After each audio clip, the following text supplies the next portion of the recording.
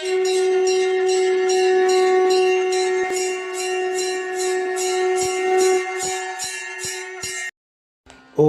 ஸ்ரீ குருப்பியோ நம. ஓம் கம் கணபதையே நம. நம்ம ஸ்ரீநிகேதன் வலைதளம் வாயிலாக முருகப்பெருமானுடைய சஹஸ்ரநாமத்திலிருந்து தினம் ஒரு நாமாவளியை சிந்திக்கின்றோம். இன்றைய தினம் 825வது நாமாவளியாக ஓம் வேத்யாய நமஹ. முருகப்பெருமான் இந்த நாமாவளி யாவராலும் அறிய தகுந்தவருக்கு நமஸ்காரம் அப்படின்னு வர்ணிக்கிறது. வேத்ய அப்படின்னா அறிய தகுந்த, மனம் புரியத்தக்க அப்படின்ற அர்த்தங்களெல்லாம் கொடுக்கும். இதில் அறியத்தக்கவராக இருக்கார் அப்படின்னா இறைவன் கருணாமூர்த்தியாக அடியவர்களுக்கு காட்சி கொடுப்பதற்காக இறங்கி வருகிறார், அவதாரம் எடுக்கிறார் அப்படின்ற அர்த்தங்களெல்லாம் கொடுக்கும்.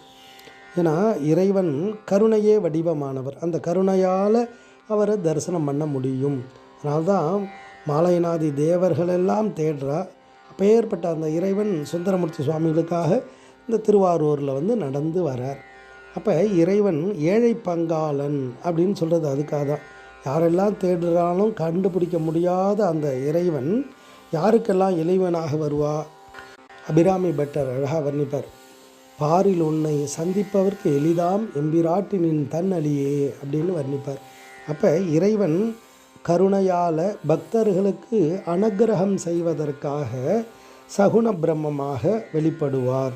உத்திரமேரூர் திருப்புகழில் அழகாக சொல்லுவார், யாரெல்லாம் சுவாமியை தரிசனம் பண்ணுறதுக்கு வரிசலாக நின்றுருக்கா, அப்பேற்பட்ட அத்தனை பேருக்கும் நீ தரிசனம் கொடுக்குற, அதுக்கு முன்னாடி எனக்கு உன்னுடைய திருவடி தரிசனத்தை கொடுப்பா அப்படின்னு கேட்பார்.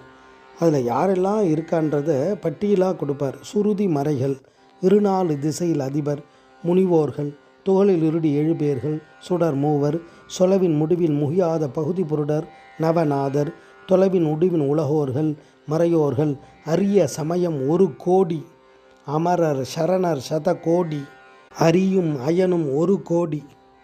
பிரம்மா விஷ்ணு எல்லாம் அவளுடைய அந்த படைப்பு காலம் காக்கும் காலம் முடிந்து அவள் 1 கோடி பேர் இருக்கலாம். இவர் கூடி அறிய அறிய அறியாத அடிகள் அறிய அடியேனும் அறிவுள் அறியும் அறிவு ஊற அருள்வாயே அப்படின்னு கேட்பார்.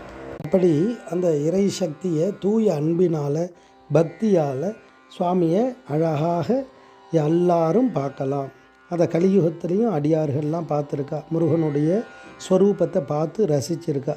அப்பேற்பட்ட யாவராலும் அறிய தகுந்தவராக அந்த ஞானத்தின் மூலமாக அறிந்து நம்ம சகுண பிரம்மமாக உருவமாகவும் பார்க்க முடியும் அப்படின்றது தான் அந்த நாமாவளி தத்துவார்த்தமாக வர்ணிக்கிறது. ஓம் வேத்யாய நமஹ.